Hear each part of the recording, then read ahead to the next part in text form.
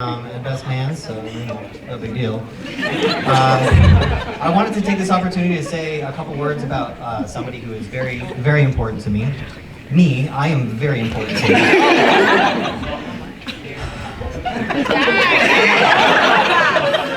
I was born a very young age. Actually, so was Jake. That's how I knew we were going to hit it off. We shared that in common.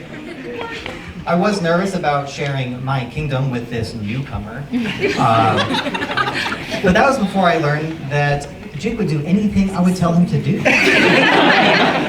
Because of this, I knew we would have a fantastic dynamic in our youths. Any classic duo you can think of. So, you know, I was Batman, Jake was Robin's younger brother, Blue Jay. I was Sherlock Holmes, and Jake was Watson's psychosomatic limp. I was Han Solo, and Jake was a particularly large Wookiee hairball. Like I said, perfect dynamic, right? And then, disaster struck. Jake started having opinions of his own. Take a moment if you have to. I would say, let's go, and he would say no. I'd say, just do it, and he would say, I don't want to. I would say, I command you, and he would say, I'm not sure it's a wise decision to strike out into downtown Orlando, Florida, with nothing but a backpack full of canned goods and no can opener at the ages of 3 and 6, which may or may not have happened. So that was a difficult time, and then towards middle school for Jake, not only was he having his own thoughts and opinions, it was also funny. And he was attractive, and he was extroverted. I'm pretty positive I was not a great brother during this time period in our lives. It was just hard to see him make friends in seconds when it would take me several hours of observations, clinical research, and my petty jealousies were put on hold, though, when we found out we were moving. The entire Vaydas family picked up and left Maine, the land of our beloved childhoods, to move to Ohio, the land of the dead. It's okay, I've lived there for 10 years, I can say that now. This was a very tough transition for the Vaydas family, but it was most tough for Jake. He had a hard time making friends, his grades dropped, I can't even look at him. Even being at home is hard because I can't even imagine what it's like to be an extrovert in a family of introverts. I can't imagine. So, I'm blanking a little bit here. I just really can't make eye contact. That's the most important thing here. So yeah, I remember one particular instance where I was in study hall with my friends. We were sitting at a table in the library, and I looked over and I didn't realize Jake was in the room. And he had his head bowed on the table with the hood over his head, and he was alone at the table. Not sure why I didn't invite him over. I really, really wish I had. As the Vaydas family does, we get through difficult transitions, and we came out the other end better for it. I went off to college, and Jake followed soon after to a different college. I would see him on holidays and weekends. And I could tell that something had changed with him. He was more confident again. He was smiling again. He was laughing again. He was loud again, but I let it slide. Because I could tell he was happier, so it was fine. So I thought, well, there you go. Life is lining itself back up for this tiny Thor lookalike.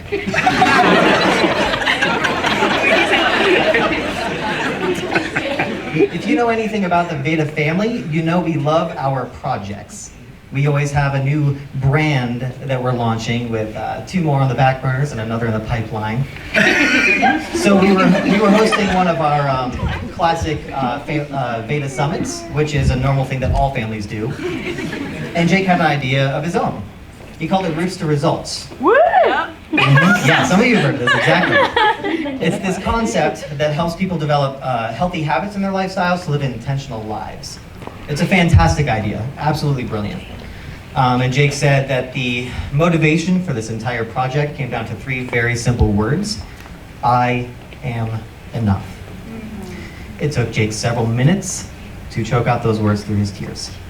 And that is when I realized life had not gotten easier for Jake when he had gone off to college. If anything, in hindsight, it had gotten harder. The difference was, in the morning, he sat down with his journal and he wrote, I am enough. This is the simplest but most profound lesson Jake has ever taught me, and he has taught me many, which I'm slightly remiss to admit with him being my younger brother, of course. I realized the reason I was so controlling when we were young, and the reason I was so jealous when he would make friends very easily, was because I felt I was not enough alone. And maybe together, we would be enough. Of course, I know this cannot be true. I've been told by everyone I respect and love that I am enough. But it's hard to believe that, and everybody here gets that. Everybody has been through a time like this, if not on a consistent basis, where you feel you are not enough. Everybody around you is telling you that you are enough, but that's not enough to just hear that. You need proof. You want to see proof that dedicating your life to these 3 simple words is going to be worth your time. Well, I have some good news. It is worth your time, and Jake has proven that. Jake said I am enough, and he graduated college, undergrad, in 3 years instead of 4. Jake said I am enough, and he moved 3,000 miles away from everybody he's ever known and loved to start the life he knew he wanted. Jake said I am enough every week as he worked 60-plus hour weeks and finished a master's degree at the same time, which is just incredible. I can't even imagine putting that much work into anything. Jake did have some difficult times when he moved here, but he met somebody who reminded him that he is enough, and she is sitting to his left. Jake said, I am enough, and he got down on one knee and proposed to that very same woman, who he thinks is far out of his league. And I bet you there were 3 words going through his head just a few hours ago when he said, I do. So here's all the point of all of these ramblings. I have good news and I have bad news. Which would you like to hear first? Bad news it is. So, you both are going to have some very difficult times ahead of you, as does every marriage. There are going to be many of them. They're going to change in shape and size, and every single time is going to feel like the very first one. And it's going to be very hard, and you're going to think, I do not have what it takes. I am not equipped for this.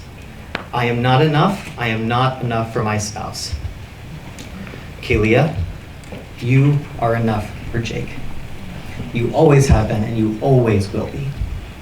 Jake, you are enough for Kalia. You always have been, and you always will be, and as long as the both of you remind each other of this every day, 100 times a day, if you have to, you will have a warm, happy, healthy, extroverted, attractive, darn near perfect marriage. I love you both so dearly. I'm so happy that you are now my sister, and I'm so excited to see what the future holds for this dynamic duo. To Jake and Kalia,